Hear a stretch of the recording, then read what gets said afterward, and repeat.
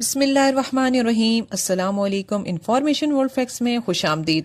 اگر آپ نے پہلے سے میرے چینل کو وزٹ کیا ہے تو یقیناً آپ کے علم میں ہوگا کہ ہم نے اپنے چینل پر اسلامی واقعات پر مبنی سیریز کا آغاز کر دیا ہے۔ اس سلسلے میں ہم آپ کے لیے نہایت دلچسپ واقعہ لے کر حاضر ہوئے ہیں۔ ویڈیو ہرگز سکپ مت کیجیے گا۔ اگر آپ نے فرسٹ ٹائم میرے چینل کو وزٹ کیا ہے تو میرے چینل کو لائک اور سبسکرائب کرنا مت بھولیے گا۔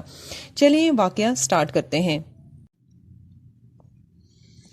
حضرت سلمان علیہ السلام کو اللہ تبارک تعالیٰ نے بڑی بے مثال بادشاہت عطا کی تھی۔ ان کا دارالخلافہ شام کے علاقے میں بیت المقدس تھا۔ اللہ پاک نے حضرت سلمان علیہ السلام کو بہت سی چیزوں پر قدرت عطا کی تھی،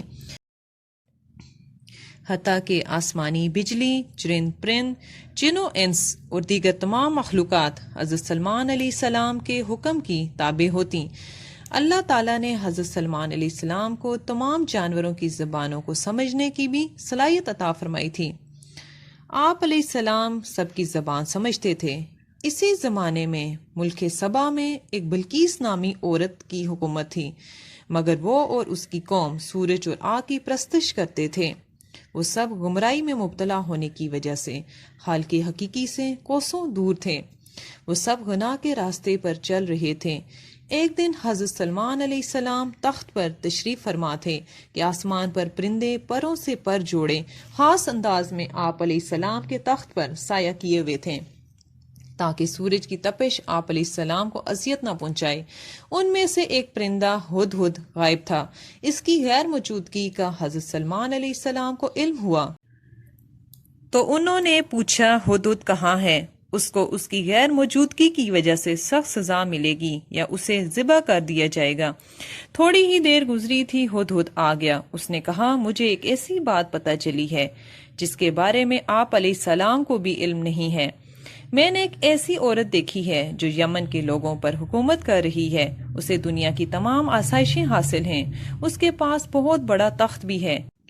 میں نے دیکھا کہ عورت اور اس کی قوم سورج کی پوجا کرتے ہیں۔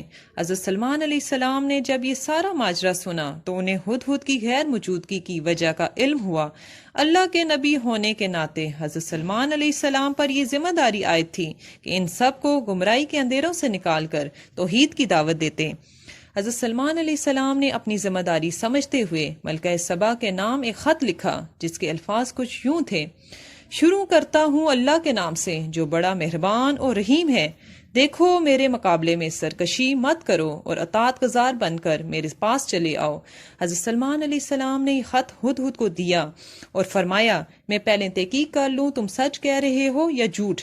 یہ خط لے جاؤ اور ملکہ سبا کے تخت کے پاس ڈالاؤ اور وہاں سے دور ہٹ جانا اور دیکھنا کہ وہ میری دعوت کا کیا جواب دیتے ہیں۔ ہدہد وہ خط شام سے یمن کی طرف لے کر پرواز کر گیا اور وہ خط ملکہ سبا کے تخت کے پاس ڈال آیا۔ جب ملکہ سبا نے خط اپنے تخت کے پاس پڑا دیکھا تو اسے کھول کر پڑھا تو اسے معلوم ہوا کہ وہ خط کسی بڑی شخصیت کی طرف سے اسے بھیجا گیا ہے اور اس میں بہت قیمتی مطالب درج ہیں۔ اس نے اپنے ملک کے بڑے سرداروں کو بلایا اور اس خط کے متعلق بتایا، اے سردارو، اس اہم معاملے میں تم سب اپنی رائے کا اظہار کرو، کیونکہ تم سب جانتے ہو کسی بھی اہم معاملے میں تمہاری شرکت و رائے کے بغیر بھی کوئی کام انجام نہیں دیتی۔ سرداروں نے جواب دیا، ہم بہت طاقتور اور جنگجو قوم ہیں، لیکن آخری فیصلہ آپ کے ہاتھ میں ہے کہ آپ کیا حکم دیں۔ ملکہ کو جب ان کی باتوں سے اندازہ ہوا کہ وہ جنگ کرنا چاہتے ہیں تو اس پر اس نے جواب دیا کہ جب بادشاہ کسی آباد علاقے میں داخل ہوتے ہیں تو پوری طاقت کے ساتھ داخل ہوتے ہیں اور وہاں کے باعزت لوگوں کو ذلیل کر دیتے ہیں۔ کچھ کو تو مار دیتے ہیں یا قیدی بنا دیتے ہیں اور بے شمار لوگ بے گھر ہو جاتے ہیں۔ اس لیے ملکہ نے کہا، سب سے پہلے ہمیں سلمان علیہ السلام اور ان کے ساتھیوں کو آزمانا چاہیے، دیکھنا چاہیے کہ وہ لوگ کیا چاہتے ہیں۔ سلمان علیہ السلام بادشاہ ہیں یا پیغمبر؟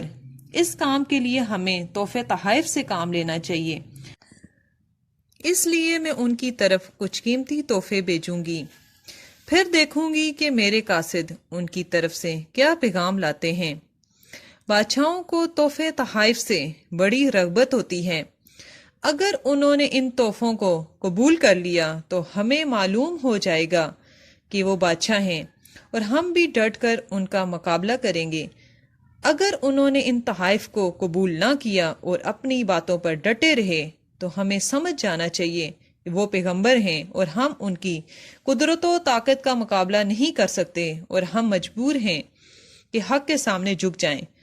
ملکہ سبا نے حضرت سلمان علیہ السلام کے لیے بہت ہی قیمتی تحفہ ایک خاص ڈبے میں رکھا اور اپنے قاصد سے کہا، یہ تحفہ حضرت سلمان علیہ السلام کے پاس لے جاؤ۔ قاصد اپنے ساتھیوں کے ہمراہ تحفہ لے کر حضرت سلمان علیہ السلام کے پاس حاضر ہوا۔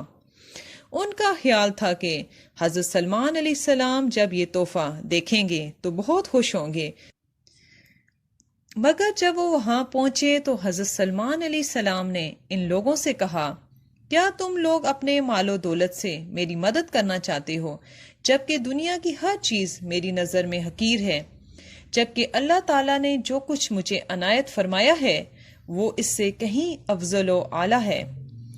یہ تم لوگ ہی ہو جو دنیا کی آسائشوں سے محبت رکھتے ہو، لیکن میری نگاہ میں ان کی کوئی حیثیت نہیں ہے۔ اس کے بعد حضرت سلمان علیہ السلام نے ملکہ سبا کے قاصد کو کہا، تم لوگ ملکہ سبا اور اپنے سرداروں کے پاس واپس چلے جاؤ، لیکن یہ بات اچھی طرح جان لو کہ ہم عنقریب ان کے پاس بہت بڑا لشکر لے کر آئیں گے اور وہ اس کا مقابلہ نہیں کر سکیں گے، اور ہم ان کو سبا کی سرزمین سے باہر نکال دیں گے اور وہ اس وقت بہت ذلیل و خوار ہوں گے۔ ملکہ سبا کا قاصد اپنے ہمراہ لوگوں کے ساتھ یمن واپس لوٹ آیا اور اسے حضرت سلمان علیہ السلام کے بلند و بالا مقام اور ان کی فوج کی طاقت اور ہدیہ قبول نہ کرنے کے بارے میں ملکہ سبا کو مکمل بات بتائی۔ ملکہ سبا سمجھ گئی حضرت سلمان علیہ السلام اللہ کے ایک پیغمبر ہیں اور ان کے حکم کے آگے جھکنا پڑے گا۔ اسے اپنی اور اپنی قوم کی سلامتی کے لیے اس کے سوا کوئی چارہ نظر نہ آیا۔ اس کے بعد ملکہ سبا نے اپنی قوم کے سرداروں کو ساتھ لیا اور شام کی طرف روانہ ہوئی تاکہ خود جا کر اس کے بارے میں تحقیق کرے۔ حضرت سلمان علیہ السلام کو جب اس بات کا علم ہوا کہ ملکہ سبا اور اس کی قوم کے افراد ملک شام آ رہے ہیں، آپ علیہ السلام نے حاضرین سے فرمایا، تم میں سے کون ہے جو ان لوگوں کے یہاں پہنچنے سے پہلے ملکہ بلقیس کا تخت میرے سامنے یہاں حاضر کرے؟ جنات میں سے ایک جن نے کہا، میں اتنی جلدی لے آؤں گا کہ آپ علیہ السلام اپنی جگہ سے بھی نہ ہلے ہوں گے۔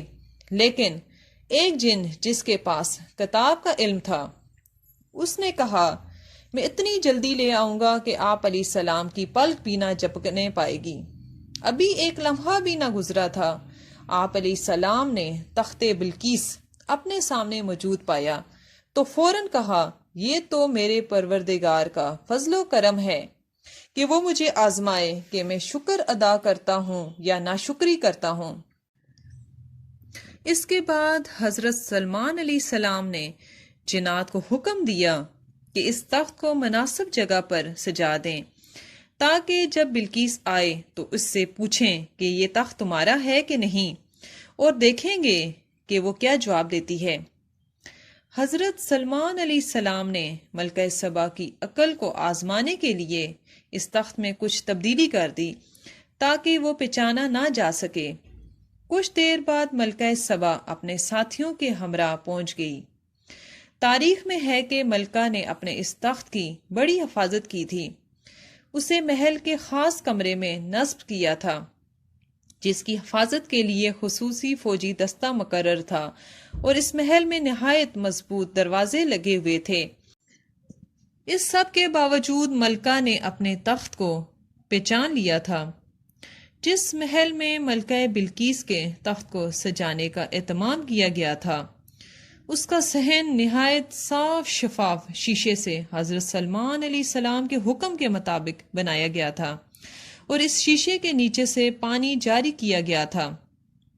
جب ملکہ بلقیس اپنے افراد کے ہمراہ محل میں سے گزری تو ایک نوکر نے کہا، محل کے اس صحن سے داخل ہوں۔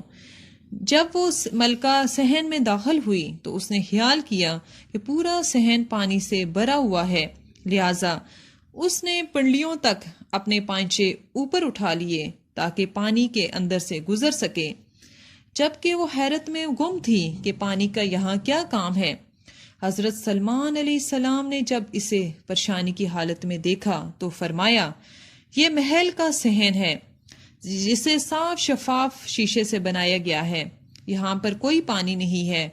اپنے تخت کی وہاں موجودگی اور حضرت سلمان علیہ السلام کی حقانیت پر بہت سی نشانیاں دیکھنے کے بعد ملکہ سبا نے اس بات کا بھی جائزہ لیا کہ اس قدر قدرت و طاقت رکھنے کے باوجود آپ علیہ السلام اتنے اچھے اخلاق کے مالک ہیں، اور وہ سچے دل کے ساتھ حضرت سلمان علیہ السلام کی نبوت پر ایمان لے آئی، جیسا کہ قرآن پاک میں بھی اس بات کا ذکر ہے کہ بلقیس نے کہا، میں نے اپنے نفس پر ظلم کیا تھا اور میں اب سلمان علیہ السلام کے ساتھ اللہ پر ایمان لے آئی ہوں۔